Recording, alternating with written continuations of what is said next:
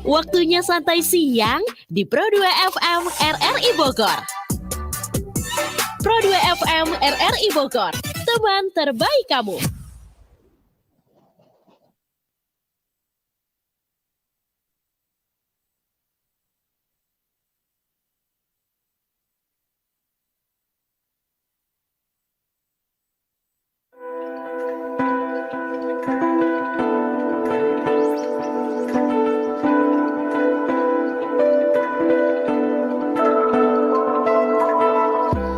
.6,8 FM Pro 2 RRI Bogor, teman terbaik kamu. Teman Pro 2, Deli Tambunan sudah kembali lagi. Kali ini di aksi Kita Sapa Bumi, rangkaian acara santai siang untuk edisi hari ini, teman Pro 2 ya. Dan seperti biasa, aksi Kita Sapa Bumi, kita masih bersama Koalisi Rakyat untuk Kedaulatan Pangan.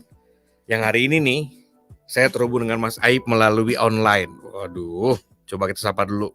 Mas Aib, Assalamualaikum. Waalaikumsalam. Wildel. Suaranya nggak ada. Nggak ada Mas suaranya. Aib, Assalamualaikum. Waalaikumsalam. Kenapa dia suaranya hilang? Tadi kata Siva udah aman katanya ya. Ya sudah kalau begitu. Sambil nunggu Mas Aib nih teman Pro 2 ya, kita mau ngobrol dulu sama narasumber kita hari ini. Wah, ini ada dua mahasiswa dan mahasiswi yang bakal ngobrol-ngobrol sama saya di sini sambil menunggu Mas Aib ya. Di sini sudah ada teman-teman, ada Dea, bener Dea ya? Dea Lavidataya. Ya. Susah namanya, tapi bagus ya. Iya. Selain Dea ada juga Octarian Lisdi. Halo. Oh, ini kalian dari IPB University. Ya, kami kebetulan mahasiswa di Departemen Geofisika dan Meteorologi IPB University. Ini jaket fakultas? Kalau yang kami pakai ini kebetulan jaket himpunan. Jaket himpunan ya, dari departemen kami. Oke, itu ngapain aja sih kalian tuh kuliahnya? Ya, kalau ditanya kuliah ngapain sih, sebenarnya ya karena sebenarnya kalau prodi mata kuliah kami itu namanya kan meteorologi terapan. Ya, departemennya Departemen Geofisika dan Meteorologi. Jadi ya kurang lebih yang dipelajari ya tidak jauh terkait iklim, terkait cuaca. Mungkin salah satu mata kuliahnya itu ada yang namanya meteorologi, klimatologi, geofisika, geosains dan ya segala macam kurang lebih seperti itulah. Seperti itu ya. Iya.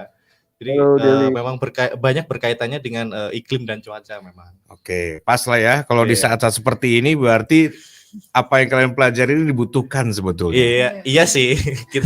Kita jadi lebih banyak bisa mengaplikasikan gitu karena studi kasusnya banyak kelihatan gitu. Dea, kamu nggak pusing Dea? Kalau jadi kayak begini? Pusing. Soalnya dari awal emang nggak ada ekspektasi apa-apa kan. Cuma pusing tapi seru gitu. Pusing tapi seru. Iya, karena bisa tahu lebih baik tentang cuaca dan iklim. Oke, dengan kondisi yang sekarang terjadi nih, banyak kekeringan di mana-mana ya kan, kemarau berkepanjangan, cuaca yang tidak menentu gitu. Saya pengen tahu kalau dari kacamata kalian sebagai mahasiswa di bidang tersebut gitu, apa sih faktor utamanya? Oke, boleh dari dia dulu. Nah, kalau coba. dari aku sih faktor utamanya mungkin perubahan iklim itu. Tapi karena karena aktivitas manusia juga, karena banyak emisi dan lain-lain sebagainya, dan itu bakal merubah gimana dinamika di atmosfernya sendiri. Makanya sekarang susah banget untuk diprediksi, bahkan untuk dari profesional dari bidang kita sendiri pun mau prediksi juga sulit gitu. Betul. BMKG setiap hari dia mengeluarkan perakiraannya. Cuman BMKG sendiri suka bilang tidak selalu tepat katanya. Namanya juga perakiraan gitu ya. Iya. Berarti semakin kesini semakin sulit tuh prediksi ya. Beda sama zaman dulu. Iya, kurang lebih memang sangat sulit diprediksi karena kan perubahan iklim itu kan ini ya lebih ke perubahan jangka panjang dari pola cuaca rata-rata gitu. Iya. Jadi memang banyak sebenarnya perubahan iklim itu kan bisa terjadi secara natural gitu kan, natural dari alam. Cuma memang yang mempercepat itu kan dari perilaku manusianya itu sendiri gitu yang membuat itu lebih dipercepat gitu datangnya. Makanya kenapa sekarang itu makin terasa gitu kan dampak-dampak dari perubahan iklim gitu. Kayak gitu ya. Terus setelah sekarang kan kelihatan nih perubahannya semakin ekstrim. Cuaca itu tiba-tiba dari panas.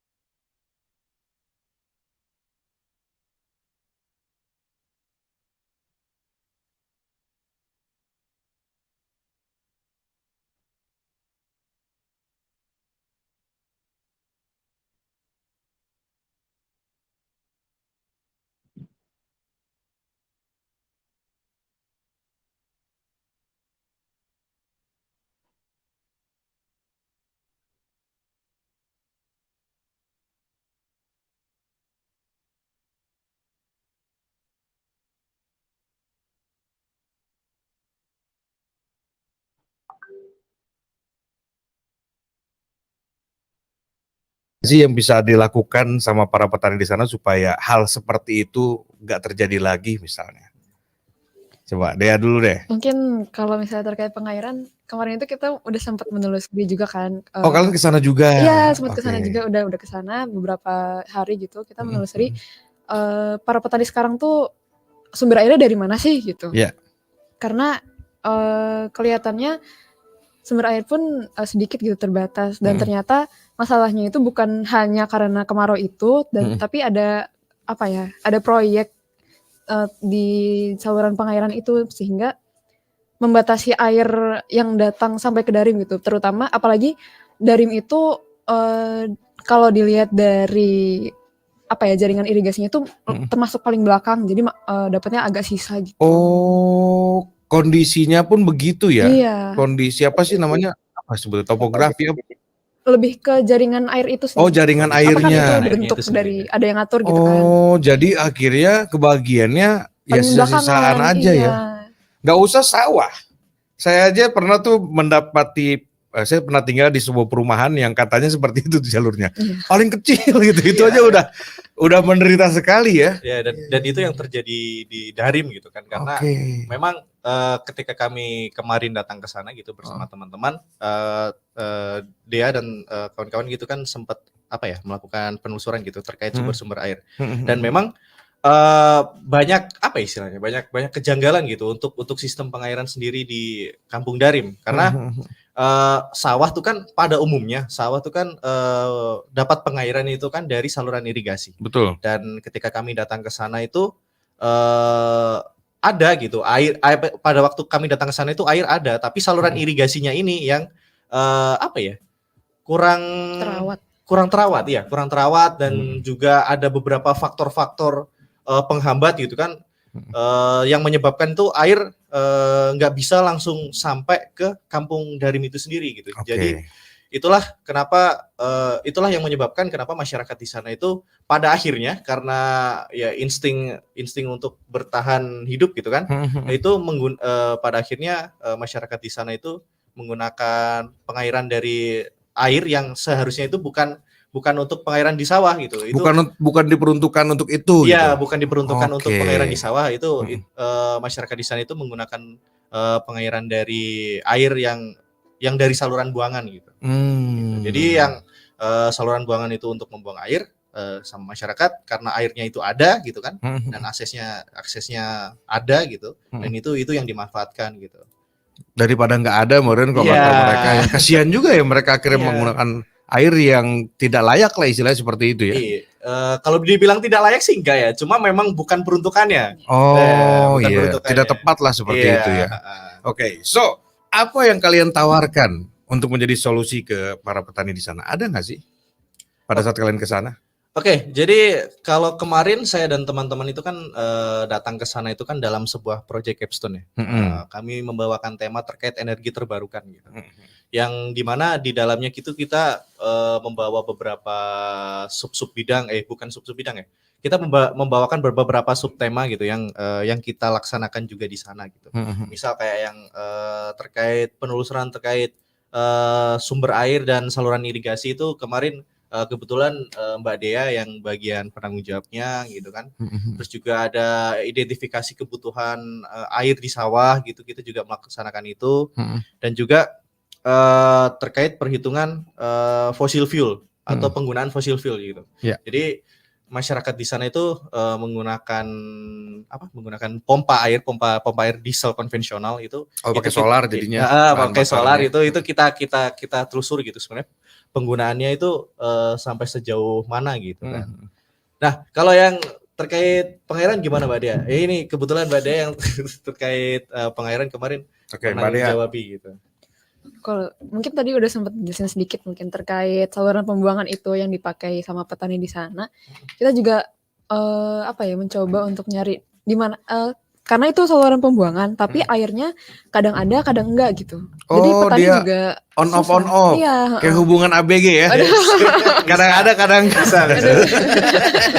Oke, lanjut terus. Nah, jadi karena ngelihat itu kita pengen nyari nih airnya itu datang dari mana sih gitu. Oke. Nah, kita telusuri ke hulu dan ke hilir sebenarnya itu ada. Tapi pintu buangan itu pun tertutup gitu. Dan kita cari ke hulu pun salurannya udah kering dan gak ada airnya nggak lanjut ke saluran itu gitu. Dan ternyata setelah ditelusuri lagi di tengah-tengah saluran itu ada namanya saluran suplesi. Apa tuh suplesi itu? Suplesi itu kayak apa ya? Jadi itu buangan itu sebenarnya airnya bukan dari situ. Jadi di atas buangan itu ada namanya jalur air rentang. Oke. Dan itu nyuplai air ke situ. Tapi sebenarnya harusnya nggak harus ke situ gitu airnya. Oke. Jalur utamanya bukan langsung ke saluran buangan tadi itu. Oke. Gitu. Iya. Tapi itu juga debitnya agak kecil gitu. Jadi tidak mungkin besar ya. Jadi mungkin kenapa kelihatan kadang ada kadang enggak itu kalau menurut hipotesisnya itu mungkin karena debit yang datang itu nggak sama dengan debit yang diambil sama petani. Jadi lebih banyak yang diambil sama petani dibanding dari saluran suplesi itu. Iya. Menarik tadi sempat disinggung itu ada istilah capstone. Itu apa sih? Saya baru dengar tuh. Coba. Kita kembali ke capstone. Kalau capstone sendiri itu kan sebenarnya salah satu program baru gitu, program mata kuliah baru dari. Oh, itu mata kuliah? Iya. Mata kuliah. Okay. Jadi itu salah satu program dari kurikulum K2020 Merdeka Belajar yang diusulkan sama yang udah dijalankan gitu kan. Isinya sih sebenarnya lebih ke bertujuan untuk biar mahasiswa itu bisa meningkatkan keahlian profesionalnya sebenarnya. Gitu. Jadi mahasiswa dituntut atau bukan dituntut bahasanya, diwajibkan itu untuk menghasilkan suatu output atau project gitu dari sebuah permasalahan yang ada gitu. Entah permasalahan itu permasalahan real yang ada di masyarakat atau permasalahan dalam keadaan sosial gitu kan. Itu kita mahasiswa dituntut untuk bisa itu gitu, untuk bisa berkontribusi aktif dan memberikan solusi sesuai dengan bidang atau fokus kami masing-masing. Dan spesifik jadinya. Ya, spesifik sesuai jurusan kami masing-masing. Dan kebetulan saya, Dea dan teman-teman kemarin kita berjumlah 17 orang gitu terbagi dalam 4 tim. Kita mengambil project capstone kami ini, kami mengambil permasalahan yang ada di Indramayu gitu. Kami bersama-sama dengan teman-teman KRKP juga dan Sinau Bumi, kami berangkat ke Indramayu gitu kan, melihat ada beberapa permasalahan di sana, salah satunya di Darim itu. Karena kami sendiri berangkat ke Indramayu itu kita ada di 2 desa sebenarnya. Iya dua Kampung. dua desa lah, dua desa. Satunya kan di desa Puntang ya. Ya, Darim kan ada yang ikut Puntang kan. Terus juga kami ada di Jangga, di Jangga Tua. Oke. Tepatnya Kampung Jangga Tua. Dan kami melaksanakan project capstone itu di sana kemarin. Dan kebetulan kalau dari departemen kami kan diminta untuk menghasilkan suatu output gitu atau suatu produk ya. Karena kan hasil dari penyelesaian permasalahan tersebut gitu. Kami diminta untuk membuat sebuah produk. Seru ya, berarti apa sih kalian tuh lebih banyak turun ke lapangan. Iya, kurang lebih. Tidak hanya teori gitu ya, tapi benar-benar harus mengabdi pada masyarakat gitu ya. Ya itu sih yang bikin seru ya dari prodi kami gitu. Malah seneng ya justru ya. Kalau kami kebetulan enjoy aja gitu kan. Jalan-jalan. Iya, tapi jalan-jalan apalagi. Tapi jalan-jalan. Iya. Jadi kenal dengan saudara-saudara baru ya. Iya. Pada saat kalian nyampe sana gimana sih kondisinya, memang sebegitu memprihatinkan ya persawahannya? Kalau Pertaniannya lah gitu. Kalau untuk kondisi pertanian ya, jujur kalau dari kami sendiri kan memang bukan fokus ke pertanian. Iya. Tapi kami sempat ya menelusuri lah gitu terkait pertanian yang ada di sana gitu. Cuman memang terkait kondisi pertanian di sana itu berdasarkan penelusuran kami memang cukup memprihatinkan gitu terkait masyarakat itu sendiri, karena saya banyak mendengar keluhan-keluhan terkait mahalnya harga-harga pupuk, terus habis itu susahnya masyarakat dalam untuk mencari solar untuk kebutuhan diesel mereka, terus juga tadi susahnya pengairan dan segala macam gitu kan, tanamnya jadwalnya udah mundur karena nggak kebagian air dan segala macam, bahkan ada masyarakat tuh yang sama sekali tidak tanam di musim tanam kedua ini gitu ya. Sama sekali tidak tanam gitu. Jadi lahannya udah dibiarkan kosong gitu aja kan. Dan itu kondisi yang cukup memprihatinkan gitu menurut kami. Kalau dalam sisi pengairannya gimana Mbak Dia? Nah, coba Dia. Waktu pertama kali ke sana kemarin. Mungkin kalau misalnya terkait pengairan ya. Kalau irigasinya kelihatannya kering. Dari awal kita datang pun udah kering gitu. Si irigasinya udah kelihatan kering, karena waktu kita jalan masuk ke Darim pun di kanan kirinya itu sebenarnya ada irigasi, tapi nggak kelihatan kayak irigasi gitu. Karena sudah terlampau kering. Iya, udah kering dan udah ditumbuhin sama tumbuhan-tumbuhan liar gitu. Dan untuk air ke sana sendiri juga udah kering karena kemarau terbatas. Dan ada lagi yang tadi sempat disebutin proyek revitalisasi irigasinya itu. Saluran air. Di airnya lumayan terbatas untuk pertanian sih. Gitu ya kondisinya ya. Jadi bagaimana mereka mau mendapatkan hasil yang baik ya? Kondisinya sudah tidak memungkinkan gitu. Ya itu kami kemarin sempat bisa dibilang ya prihatin gitu ketika kemarin ada yang terkait panen raya dan segala macam gitu kan. Tapi ketika kami di sana, bahkan di Kampung Darim yang jadi tempat kami ini malah sebaliknya gitu. Masyarakat di sana bahkan sebagian besar mengalami gagal panen gitu. Mengalami gagal panen yang ini cukup bertolak belakang gitu dengan apa yang digaungkan gitu terkait Indramayu sedang panen raya dan segala macam, tapi kondisi di Darimnya aja kayak gini. Itu cukup memprihatinkan gitu. Memprihatinkan ya, dan ini masyarakat mesti tahu, pemerintahnya juga mesti tahu ya. Harusnya sih. Lebih diperhatikan sih hak dan Cuma memang ranah kami tidak bisa sejauh itu. Tapi kan kadang-kadang bentuk perhatiannya beda. Iya. Bentuk perhatiannya cuma gitu doang. Aduh saya prihatin, saya doakan ya. Aduh. Itu mah. Kata pemerintah gitu. Bener. Apa salahnya? Kan saya udah perhatian. Gak salah sih sebenarnya. Tapi kita berharap lebih ya. Dibantu gitu loh Pak perhatiannya ya. Ya gitulah. Makanya kenapa kan Project Capstone kami juga mengambil wilayah tersebut. Kami membantu sebisa kami lah. Kami membantu apa yang bisa kami lakukan gitu kan untuk ke masyarakat gitu. Iya, baiklah kalau begitu. Nanti kita lanjut ngobrol lagi ya. Saya penasaran juga tuh dengan apa yang kamu tawarkan tentang energi terbarukan, bagaimana mereka nanti bisa mengaplikasikan itu ya.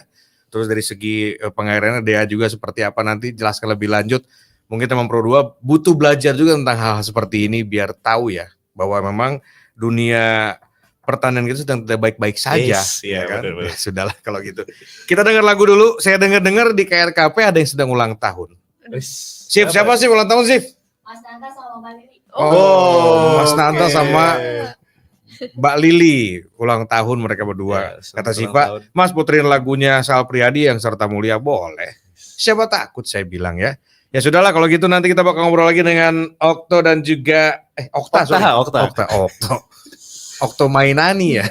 Maniani. Salah pula lagi. Okta dan juga Dea. Jangan mana-mana teman Pro 2 tetap di Aksi Kita Sapa Bumi bersama KRKP.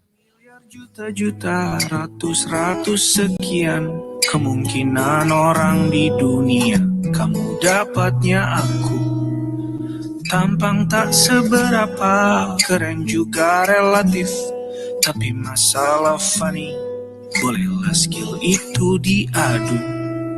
Penuh senangkan ya jalani ini bersamaku. Meski sering kelakuanku keras kepalaku ganggu,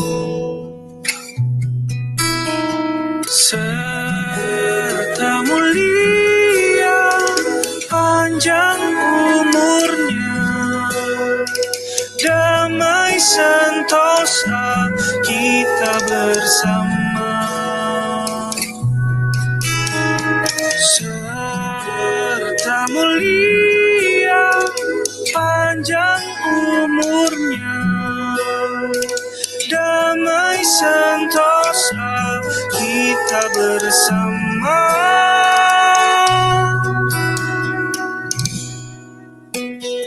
Miliar-miliar juta-juta, ratus sekian kemungkinan orang di dunia. Kamu dapatnya aku. Badannya belum kekar, sementara bisa melar, tapi hatinya baik. Penuh senangkannya jalani ini bersamaku. Meski sering kelakuanku keras kepalaku ganggu, serta mulia panjang umurnya, damai sentosa kita bersama. Serta mulia panjang umurnya, damai sentosa kita bersama. Sekarang demi dunia juga tidak bisa lagi.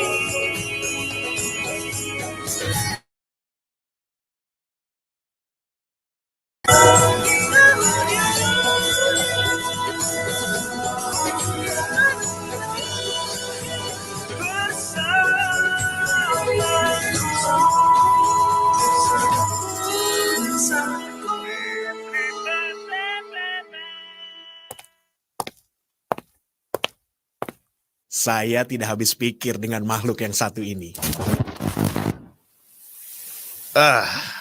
Begitu menjijikan.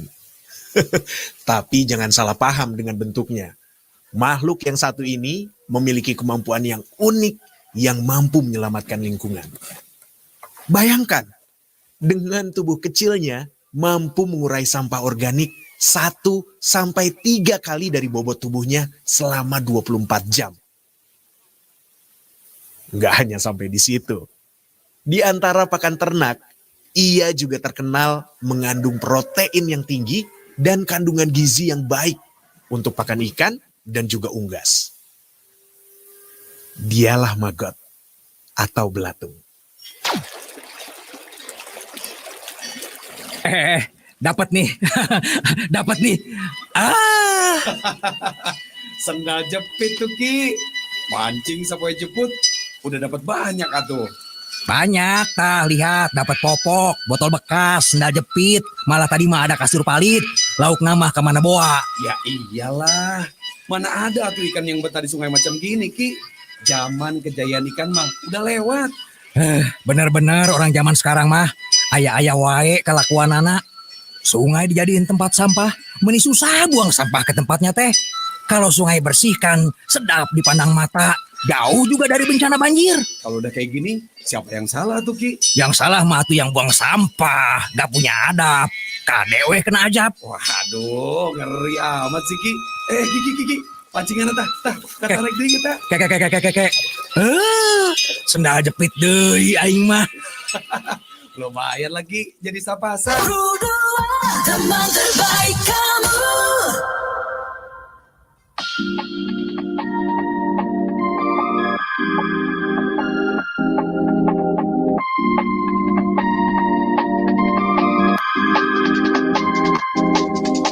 I'm super shy, but wait a minute while I make you mine. I'll even take them, though you're on my mind all the time. I wanna tell you, but I'm super shy. I'm super shy, but wait a minute while I make you mine. I'll even take them, though you're on my mind all the time. I wanna tell you, but I'm super shy. And I wanna go out with you. Where you wanna go? Find a little spot, just to the top, looking pretty. Follow me. 우리 둘이 나란히 보이지? 내 눈이 갑자기 빛나지? When you say I'm a dream. You don't even know my name, dear. You don't even know my name, dear. I'm super shy, but wait a minute while I make you mine. I'll even take them, though you're on my mind all the time. I wanna tell you, but I'm super shy. I'm super shy, but wait a minute while I make you mine. I'll even take them, though you're on my mind all the time. I wanna tell you, but I'm super shy. 나 원래 말도 잘하고 그런데 왜 이런지 I don't like that. Sometimes I'm a bad GA, especially when you know it all the time, babe. I'm super shy, but wait a minute while you're mine. I lean and take you, know you're on my mind all the time. I wanna tell you, but I'm super shy. I'm super shy, but wait a minute while I make you mine. I lean and take you, know you're on my mind all the time. I wanna tell you that I'm super shy. You don't even know my name, do ya? You don't even know my name, do ya? You're so even know my name, do ya? You don't even know my name.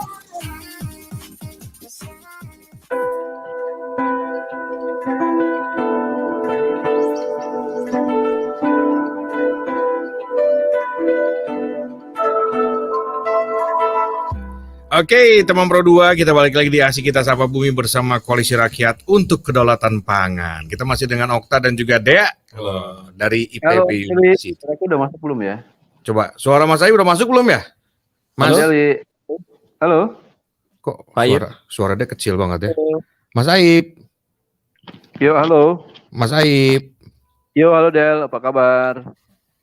Hah, Halo. aduh, coba nanti kita otak-atik lagi ya sebentar ya. Tadi Oke, ada Mas Awan kita lagi ngobrol sama Dea dan juga Okta. Oke. Nah, kamu kan tadi bicara kalau misalnya para petani di sana itu dengan apa yang kamu kuasai, kamu menawarkan untuk pengairan mereka, istilahnya untuk memompanya itu dengan menggunakan alat-alat yang menggunakan energi terbarukan gitu. Udah masuk suaranya. Halo, Pak Aib. Gila, sihir lu hebat banget, Wak. Tinggal mencet ini. Oh, siap. Mas Aib. Akhirnya. Aduh. Oke. Biasalah Mas Aib, ini kendala teknis ya. Untuk orang teknis sih jago tuh tadi, Mas Noval. Ya, keren banget. Luar biasa. Keren Itu Del, banget. ngelesnya itu kayak ini Del, kayak maskapai penerbangan. Maskapai kalau terlambat- penerbangan. Iya, pesawat tuh kalau dibilang gini, kalau terlambat, mohon maaf ada kendala operasional. Iya. Orang operasional dan orang teknis yang biasanya disalahkan, ya kan? Mas, ini lagi ngobrol sama Okta sama Dea, Mas. Iya. Ya, saya sebenarnya dengerin dari tadi suara terdengar ya. Nah, saya mau nanya itu kalau saya lahir bulan Juli, menurut ilmu kalian apa itu saya bintangnya? Weh, Mohon maaf, kita nggak mau pelajari. mohon maaf, Mas. Mereka tidak mempelajari tentang rasi bintang, apalagi primbon ya, Mas ya. Nanti Mas saya bisa menghubungi ke Ki Deli Pintar. Jadi jurusannya apa? Meteorologi kan, bukan mengidentifikasi tanggal lahir gitu ya? bukan. Bukan. Itu astrologi. Kacau ya. Astronomi. Iya, itu lah pokoknya. Bukan, kita bukan. Rupanya. Memang aneh. Memang aneh. Aduh, Mas. Tadi tuh Okta cerita, mereka kan sempat datang ke Indramayu, ke Darim tuh. Saudara-saudara kita sana kan pada mengalami kekeringan ya, Mas ya. Sehingga banyak yang gagal panen. Nah, mereka kan akhirnya menginvestigasi apa sih yang jadi masalahnya. Ternyata kan masalah perairan dan segala macam nih, Mas nih. Nah, Okta bilang bahwa dia ini ke sana itu menawarkan ya untuk apa sih, menggunakan alat, Ya, ada produk lah. produk ya, untuk mengaliri air, pompa lah gitu ya, dengan energi terbarukan gitu. Gimana? Mereka tertarik gak? Oke. Jadi kebetulan kan untuk proyek KB ya, seperti yang saya sampaikan tadi, kita kan diminta untuk membuat suatu produk itu dari suatu permasalahan. Dan memang tema besar yang kami bawakan terkait energi terbarukan, dan berdasarkan hasil investigasi kami memang kalau kami ngebantu untuk apa ya istilahnya, untuk membangun saluran irigasi itu tentu tidak mungkin, karena itu bukan kapasitas kami gitu. Jadi kami sempat terpikir, ini kita membantu meringankan masalah permasalahan yang bisa kita bantu aja gitu. Salah satu permasalahan di sana kan terkait pasokan, susahnya mencari solar kan, karena di sana kalau solar harga sekarang kan mungkin 6.800 ya. Cuma di sana tuh kan udah banyak eceran. Nah, eceran itu yang biasanya harganya udah mulai melambung tinggi gitu kan. Nah, dan disitulah timbul keinginan, ini kita bantu di sektor ini aja gitu kan. Coba kita mengaplikasikan energi terbarukan gitu dalam pengairan gitu, atau pompa air gitu. Jadi kami kemarin kebetulan ke sana, kita membawa satu produk yaitu terkait pompa air. Ya, kebetulan kita menggunakan tenaga matahari ya. Kenapa kita menggunakan tenaga matahari? Karena memang intensitas matahari di sana cukup terik ya. Mungkin kalau teman-teman yang belum pernah ke Indramayu boleh lama ke Indramayu. Panas banget. Merasakan teriknya Indramayu. Gerah pula udaranya ya. Itu kami di sana udaranya udah kayak udara di belakang AC itu loh, yang angin-angin hangat. Udah kayak gitu tuh. Udara mesin outdoor. Itulah. Itu benar-benar. Ya, apa Mas? Enggak, kan kamu kan energi terbarukan menggunakan matahari ya. Dulu ada film Avatar itu pakai tenaga air kan? Ya enggak? Film apa? Avatar. Oke. Nah, terus pertanyaannya gini. Teman-teman kan menawarkan satu pilihan solusi pada persoalan yang muncul sebagai dampak perubahan iklim lewat penggunaan energi terbarukan, itu matahari. Berarti kan mesin pompa airnya itu menggunakan solar cell ya, kira-kira gitu ya. Sebenarnya kalau dari pengamatan teman-teman selama di sana, hitung-hitungannya ya, itu lebih efisien mana ya, terutama ketika dihitung misalnya, kalau solar berapa sih rata-rata teman-teman petani itu menghabiskan per bulan gitu, supaya kita bisa tahu nih, teman Pro 2 mungkin bisa jadi tahu kenapa harus beralih ke solar cell ya. Dan kedua, kita jadi tahu juga bahwa perubahan iklim itu serius, ini nggak cuma berdampak pada, kalau dari hitung-hitungan itu ya, tidak hanya berdampak misalnya pada penurunan produksi, tetapi juga pada ekonomi keluarga petani ya, karena tadi kalau hitungannya benar gitu ya, nanti disampaikan biaya yang dikeluarkan jangan-jangan lebih besar ya ketika menggunakan solar dibanding misalnya nanti dibandingkan dengan solar cell gitu. Ada catatan itu enggak ya, Dea atau Okta? Kebetulan kami kemarin sudah sempat menyusun terkait untuk terkait keuntungan dan segala macam gitu. Kami kemarin sudah coba mengkalkulasi gitu kan terkait kondisi yang ada di sana gitu. Memang kalau berdasarkan ini terkait kondisi lapangan dulu ya.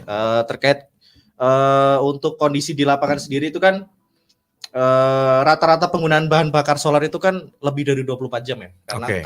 Karena waktu kami kemarin melakukan wawancara gitu kan dengan beberapa masyarakat, rata-rata itu memompa air itu 3 hari 3 malam, terus habis itu 5 hari 5 malam gitu kan. Dan itu per harinya kebutuhan masyarakat itu 10 sampai 15 liter. Itu tergantung dari kecepatan gas atau throttle di dieselnya itu yang diaplikasikan gitu. Dan biaya yang dikeluarkan lagi itu salah satu biayanya juga terkait biaya apa sih namanya yang panjang? Koler atau pipa ya. Pipa. Selang itulah selang ya. Itu penggunaan masyarakat di sana itu cukup masif gitu di sana. Kebutuhannya itu bisa sampai 500 meter, bahkan kami kemarin terjauh itu masyarakat itu menggunakan pipa koler itu sampai 1.200 meter gitu atau 1 kilo lebih 1 kilo 200 ya. Iya, itu gitu dan itu cukup memakan biaya yang cukup banyak gitu. Dan kalau misal kita hitung-hitung gitu kan karena kebutuhannya 1 hari itu 10 liter gitu. Dan rata-rata penggunaannya itu 3 hari 3 malam itu kan ya kurang lebih kan 30 liter gitu. Nah, kalau kita di 1 bulan itu ada 4 minggu kan berarti kebutuhannya kurang lebih 1 minggu itu kan di 1 bulan ada 4 minggu kan. Itu kan berarti kebutuhannya sekitar 120 liter gitu. Maka kalau kita hitung 1 musim tanam itu kan kurang lebih 3 bulan, kebutuhannya bisa 360 liter gitu dengan konversi 1 liter solar itu sekitar 6.800 gitu. Jadi kebutuhan hanya untuk solar itu kurang lebih di 1 kali musim tanam itu sampai 2,4 juta. Buset. Itu luar biasa ya. 1 kali musim tanam aja gitu. Iya. Gitu. Kalau dari diskusi dengan petani gitu, angka itu naik nggak ya, lebih tinggi nggak dibandingkan misalnya 5-10 tahun yang lalu gitu? Kan kita jadi kebayang. Kalau untuk data tersebut kebetulan kami belum dapat gitu terkait apakah itu mengalami kenaikan atau enggak. Tapi yang jelas harga ini baru hanya harga kisaran karena masyarakat itu biasanya daripada susah-susah antri di pom atau pom bensin lah ya.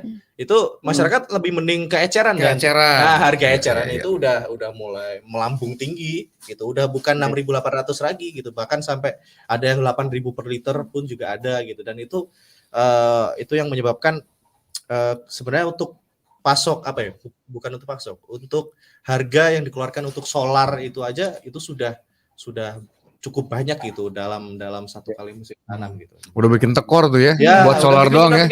Belum pupuk yang mahal. Pipanya. Aduh, kasihan Mas Aib. Oh, jadi kalau gitu sebenarnya keberadaan itu energi terbarukan tadi karena sumber dayanya melimpah ya, panas tadi bisa jadi menarik gitu solusi. Solusi gitu. Kalau boleh tahu apa kelebihan menggunakan yang ini dibandingkan pakai diesel biasa yang bahan bakarnya dari solar tadi? Kalau untuk ditanya terkait kelebihan terkait pompa tenaga matahari, yang jelas pompa tenaga matahari itu kan perawatannya tidak terlalu susah dibanding dengan pompa diesel yang biasa, karena kan kalau pompa diesel yang biasa gitu kan itu kan perlu ganti oli, perlu maintenance dan segala macam dan perlu kalau biasanya kalau diesel itu kan ada ada penurunan harga gitu kan di tiap tahunnya, dan itu harga untuk dijual kembali itu biasanya harganya udah turun.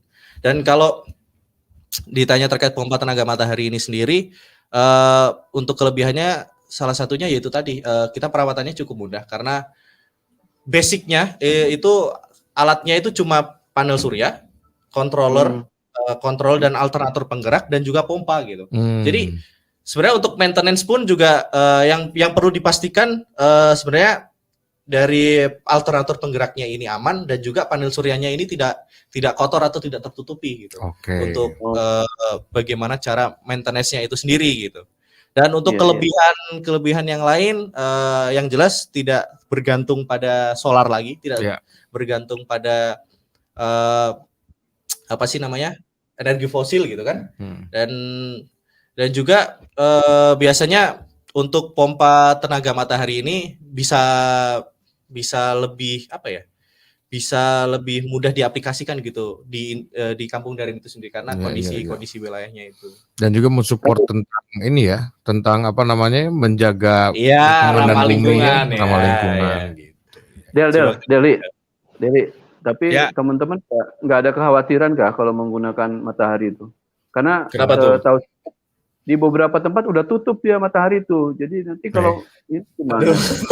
Masih ada online-nya, Ini masih ada matahari yang lain ya. Emang dia masih ngaco-ngaco aja dia. Bisa. Ini segini masih jauh nih. Dekat lebih ngaco lagi dia kalau dekat. Oke. Kalau misalnya menggunakan si pompa energi terbarukan tadi, saya mau lihat dari point of view-nya Dea gitu. Bisa nggak jadi solusi kira-kira, Dek? Dari segi pengairannya gimana? Aman nggak sih? Iya. Kalau dari segi pengairannya selama sumber airnya ada, harusnya itu bisa menjadi solusi yang baik sih untuk memenuhi kebutuhan pengairan di sawah-sawah di Darim gitu. Karena sawah di sana juga lumayan luas kan, ada sekitar 150 kalau nggak salah, 150-160 hektar yang perlu diairi. Sementara ketersediaan airnya selama yang kemarin kita lihat itu emang kurang. Tapi kalau misalnya dikaitkan dengan pompanya tadi, ya selama airnya ada, insya Allah aman sih, bisa. Untuk ke sumber airnya sendiri itu jauh, Dek? Kalau dari petaninya biasanya memang dipasang di pinggir si sumber airnya itu. Jadi yang jauhnya itu ke arah sawahnya. Pipanya itulah yang tadi sampai ada 1 kilo itu. Iya. Buset. Dia, aku mau nanya dong. Dia, kalau ya artinya kan kuncinya airnya memang harus ada. Baru kemudian menjadi efektif menggunakan pompa berbasis sinar matahari tadi, energi matahari ya. Nah selain kan menggunakan tampungan di sungai ya, kalau kita sebut saja tampungan gitu ya, karena itu kan di sungai ya. Sebenarnya kalau dari ilmu teman-teman untuk memanen air itu supaya tetap ada ya kan, tadi disampaikan Darim itu paling ujung dari aliran irigasi dan dia selalu dapat paling kecil kan airnya. Nah sebenarnya ada nggak sih secara teknologi atau teknik gitu ya, selain menggunakan sungai sebagai penampungan, teman-teman petani bisa nggak sih sebenarnya membuat kayak bank air atau apa itu istilahnya, saya nggak terlalu paham juga. Ada nggak ya arah ke sana? Artinya kan ini mungkin ya inisiatif yang dikembangkan teman-teman luar biasa nih dengan energi itu, tapi kan tadi dia bilang sumbernya harus ada dulu gitu. Iya betul. Mungkin kalau misalnya saya dari mungkin siklus airnya sendiri agak sulit ya, karena paparan sinar matahari yang tinggi tadi itu, jadi banyak air yang terevaporasi gitu pada ujungnya, jadi mau ditampung juga bakal terevaporasi gitu sih kalau selama di musim kemarau. Ya, sebenarnya kalau dipayungin gimana tuh airnya? Misalnya ada air di Ya Mas Aib, coba Mas Aib gimana? Untuk yang menjadi orang yang pertama memayungi si air, gimana? Aman ya? Ya, mungkin ini ya, kalau terkait pompa air kami tadi itu kan memang kalau pompa ini kan cuma ada satu produk ya yang kita bawa ke Kampung Darim gitu. Dan di sana pun kami juga mempertimbangkan gitu, jangan sampai ketika pompa ini datang menimbulkan apa istilahnya kayak kecemburuan sosial gitu. Wah, ini pompanya cuma satu, biar saya aja yang pakai, terus jadi rebutan dan segala macam gitu. Makanya pompa ini kami serahkan di sana itu ke salah satu lembaga masyarakat yang ada di sana itu, atau Forum Darimber 1 gitu kan. Kami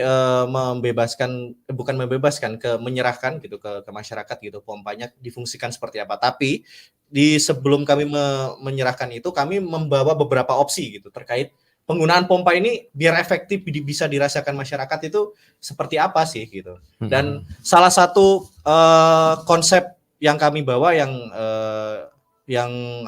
bisa diterima masyarakat kemarin itu terkait ini. Jadi pompa ini digunakan untuk mengaktifkan saluran irigasi gitu. Jadi ada salah satu aliran irigasi di sana yang saluran irigasinya itu kalau tiap musim tanam kedua itu nggak selalu tidak kebagian air gitu, meskipun di ujungnya itu ada air. Dan itu cobalah pompa air ini ditaruh di sumber air yang nama sumber airnya itu Congger. Pompa air ini akan diletakkan di Congger. Pompa ini akan ditarik pipa dari mulai Congger sampai ke aliran irigasi yang kami maksud tadi. Aliran irigasinya itu sungainya kalau masyarakat sana menamainya saluran Ciraip. Jadi pompa tenaga matahari ini difungsikan untuk memompa air dari Congger itu ke saluran Ciraip biar masyarakat bisa apa istilahnya sedikit memangkas gitu terkait biaya penggunaan dari solar itu sendiri atau bahkan dari pipa koler dan itu sendiri gitu. Karena sebenarnya pipa koler itu harganya juga cukup mahal yang digunakan sama masyarakat di sana gitu. Itu per 100 meternya bisa seharga 600.000. Buset. Itu untuk Kalau yang 1 kilo tadi jadi 6 juta ya tuh. Iya, kurang lebih seperti itu dan dia ketahanannya pun juga nggak kalau bisa Cuma 3 dibilang bulan. Iya, 3 bulan sekali kalau nggak salah ganti. Harus ganti. Iya, harus ganti. Wow. Mahal banget CBA-nya. Oh, jadi solusinya memang strateginya gitu ya. Jadi si solar cell ini misalnya dipakai ngangkat air ke saluran yang terdekat di sawah. Jadi tidak langsung ke sawah. Sehingga semua orang bisa mengakses ya. Wah, luar biasa ini. Menurut saya ini nih perlu dicontoh nih teman Pro 2. Gimana anak-anak muda punya kreasi ya, termasuk teman-teman nih yang dengarkan obrolan kita, bahwa persoalan-persoalan real di lapangan itu harus kita hadapi bersama, dan anak muda punya peran di situ dong. Dengan tadi kalau ini yang teman-teman dari ahli peramalan bintang ini ya, bukan ya? Ngaco. Menggunakan inovasi teknologi gitu. Jadi teknologi jadi driver untuk memecahkan, paling nggak mengurangi lah ya dampak-dampak persoalan yang ditimbulkan oleh perubahan iklim. Dan ini patut dicontoh nih. Dan mungkin teman-teman berdua kalau ada yang punya pengalaman boleh juga tuh inisiatif yang pernah dikembangkan ya. Mungkin dengan medium yang lain. Ada juga yang misalnya mengurangi impact perubahan iklim itu dengan aspek ekonomi misalnya. Ada juga yang mungkin dengan penguatan di sisi lingkungan, penghijauan dan seterusnya. Nah, ini yang menarik teman-teman di GFM ini dengan teknologi nih, Del. Ini salah satu hal yang menurut saya jadi penting untuk dikembangkan lebih lanjut pada wilayah yang lebih luas. Nah, rencana teman-teman gimana nih ke depannya? Kan itu dibawa kemarin, dibawa pulang lagi enggak kan? Tinggal di sana. Oh enggak. Kebetulan pompanya kami serahkan ke masyarakat ya, biar ini salah satu hasil dari proyek kami gitu. Iya. Nah, kalau ke depan gimana rencananya nih, teman-teman? Terkait dengan proyek maupun tidak gitu ya? Kalau terkait prospek sendiri, terkait pompanya, tentu kedepannya kalau dari kami sebenarnya lebih berfokus bagaimana pompa ini biar bisa efektif dimaksimalkan oleh masyarakat gitu. Jadi kami tidak berfokus untuk bagaimana pompa ini diproduksi massal dulu, tapi kami berusaha biar pompa ini tuh bisa efektif digunakan masyarakat dan masyarakat bisa mulai tersadar gitu. Oh, sebenarnya kalau pompa mereka udah mulai beralih ke pompa matahari, ini bakal membawa keuntungan sendiri ke mereka juga gitu. Dan kami jadi kedepannya kami masih berfokus bagaimana biar pompa ini tuh bisa lebih efektif lagi dimaksimalkan ke masyarakat. Jadi kami masih nanti beberapa waktu kami akan kembali lagi ke Darim gitu kan. Kami akan membantu dalam hal maintenance, kami akan membantu dalam hal-hal terkait konsep-konsep yang akan digunakan terkait pemanfaatan pompanya itu sendiri gitu. Iya. Mas Aib ya. Del, kalau kita kemarin ke Darim ya, ngelihat teman-teman juga pas di lapangan itu dengan cerita tadi ya, menyusuri aliran irigasi, sungai, panas-panas gitu. Ada perasaan yang muncul apa sebenarnya ngelihat situasi itu teman-teman? Ada perasaan sedihkah atau senang di luar tadi ya, senang karena keluar dari kampus ke lapangan gitu. Tapi juga di luar itu melihat realitas yang ada ya, yang dihadapi oleh petani di situasi perubahan iklim yang hari-hari ini makin berat gitu. Apalagi sekarang ya El Nino. Itu gimana tuh? Dia boleh cerita nggak? Perasaan kau kayak katanya nangis ya waktu itu. Pas keinjek ya. Oh iya, nangis ya deh. Dalam hati nangis ya. Wis, Meraung-raung saya Aduh, dengar iya. katanya ya. Soalnya ngelihat apa ya, sawah-sawah, ngelihat dari saluran irigasi juga itu tuh apa ya, sangat disayangkan gitu. Nggak bisa beroperasi dengan baik karena perubahan iklim ini dan kekurangan air gitu. Ngelihat sawah-sawah yang tanahnya pada pecah-pecah dan ngelihat apa, curhatan-curhatan dari petani juga mereka ngerasa apa ya, mungkin bisa dibilang hopeless gitu. Bukan mungkin nggak hopeless ya, tapi kayak gimana, kita harus gimana gitu. Mereka banyak kendala dan mereka juga takut bakal rugi dan segala macam. Kita juga apa ya, kita bisa apa gitu. Mungkin Tersentuh lah ya, iya, merasa empati jadinya ya. Iya. Maka dari itu kalian berusaha melakukan sesuatu Iya. gitu. Sesuatu yang kata Mas Ayu tadi bisa menginspirasi teman Pro 2 yang lain juga ya. Sebenarnya bukan cuma yang mereka lakukan yang bisa menginspirasi Mas Aib. Yang tadi Mas Ayu tawarkan untuk memayungi air supaya Wah, tidak itu bisa terevaporasi itu justru lebih bisa itu bisa. Gimana Mas? Langsung diwujudkan, kita videokan ya. Nanti biar kita share biar masyarakat lihat, oke? Saya kira kita harus memberikan contoh, Del, ya. Nanti kita ke Darim, payungnya aku bawa. Payung itu sepanjang aliran irigasi itu. berapa kilometer. Nah, saya akan megang di ujung, setelah itu saya estafet ke Deli. Tapi ini Mas, apa sih mungkin Mas Aib salah satu orang yang apa akhirnya merasa ada rasa puas sedikit ya karena bisa menghubungkan para petani dari sana dengan teman-teman Okta dan juga Dea di sini ya, salah duanya sehingga ada solusi terkait permasalahan mereka gitu. Saya sekarang mau tanya, gimana perasaan Mas Aib pada saat melihat mereka ini presentasi kemarin? Saya antara haru dan sedih juga ya. Satu, sedih dulu ya, dari sedih kenapa seperti tadi dia sampaikan, teman-teman di sana itu bagian besar gagal panen ya, busuk. Jadi dibayangin teman-teman Pro 2 ya, mereka hidup hanya di lahan itu yang mereka punya yang ya di bawah rata-rata di bawah 1 hektar gitu. Ketika tanaman padi ditanam terus nggak bisa panen, padahal itu sumber kehidupan mereka ya, sumber pendapatan, sumber buat makan, nggak ada satupun yang bisa dipanen. Itu kebayang gimana tadi dia bilang sih walaupun bukan hopeless ya, tapi kebayang lah situasi karena mereka harus makan tiap hari kan.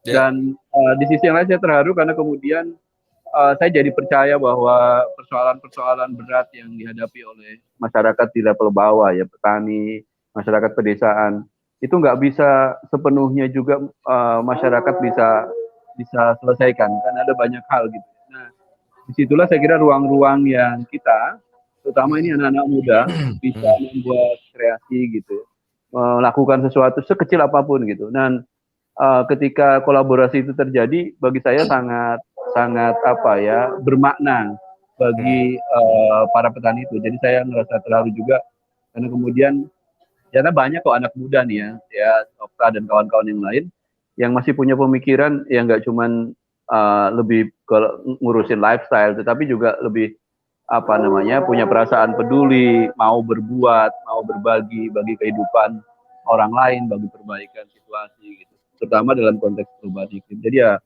saya yang terakhir tentu saja sangat sangat salut dan bersyukur ya punya teman-teman dia, kemudian Okta dan kawan-kawan yang lain, termasuk dosen-dosen, ada Pak Idung dan kawan-kawan yang punya pikiran tadi tidak hanya berkutat di ruang-ruang pengetahuan di laboratorium, di kampus gitu ya, tapi bagaimana ilmu pengetahuan itu dimuarakan, dilandaskan gitu ya pada masyarakat. Saya jadi ingat satu tulisan dosen di IPB juga, ada pertanyaan gini, dia menulis, di mana sesungguhnya ujung dari pengetahuan gitu.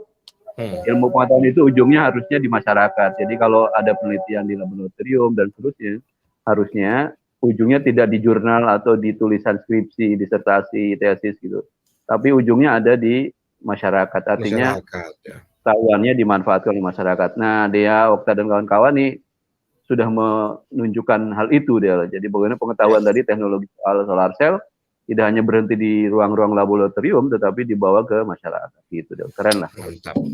Ya, mudah-mudahan apa yang mereka lakukan ini bisa betul-betul bermanfaat ya, dan saudara-saudara kita di sana pun merasa terbantu dan bisa menginspirasi juga untuk teman-teman Pro 2 yang lain.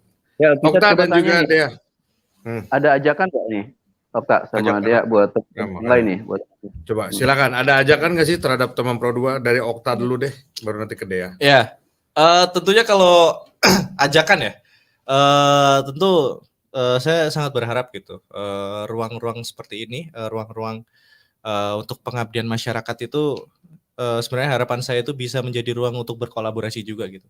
Jadi bukan hanya kami yang apa istilahnya, kami yang dari Departemen Geofisika dan Meteorologi, tapi kami sebenarnya juga berharap gitu, kami bisa berkolaborasi dengan bisa dibilang jurusan-jurusan lain yang bisa membantu di sektor yang lain juga gitu. Jadi kita datang ke sana untuk melakukan pengabdian masyarakat, bisa bukan hanya menyelesaikan satu masalah, tapi bisa menyelesaikan beberapa masalah yang saya rasa itu akan sangat berdampak gitu ke masyarakat. Karena buat apa teman-teman kalau kita belajar banyak terkait ilmu-ilmu tersebut kalau tidak diaplikasikan gitu, pada akhirnya juga akan berhenti di teman-teman sendiri gitu kalau itu tidak disebarkan ke yang lain. Iya. Amin, mudah-mudahan ya.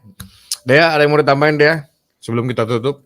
Kalau dari aku sendiri pasti untuk teman-teman anak muda yang lain pasti ngajak bersama-sama gitu, kita bantu orang-orang di luar sana, jadi soalnya dunia ini nggak berputar di kita doang gitu. Kita harus peduli sama teman-teman petani dan orang-orang yang mungkin berjasa buat kita juga untuk sehari-harinya juga kan gitu. Betul. Dan kita menunjukkan bahwa kita tuh peduli loh sama teman-teman petani, dan pasti juga itu mereka bakal senang banget kalau misalnya banyak anak muda yang mau bantuin. Ya, amin, mudah-mudahan ya bisa saling membantu semuanya.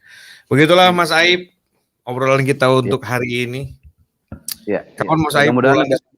Ini ya, dan menjadi inspirasi bagi teman-teman Pro 2. Kenapa Dea? Kapan pulang Mas Aib?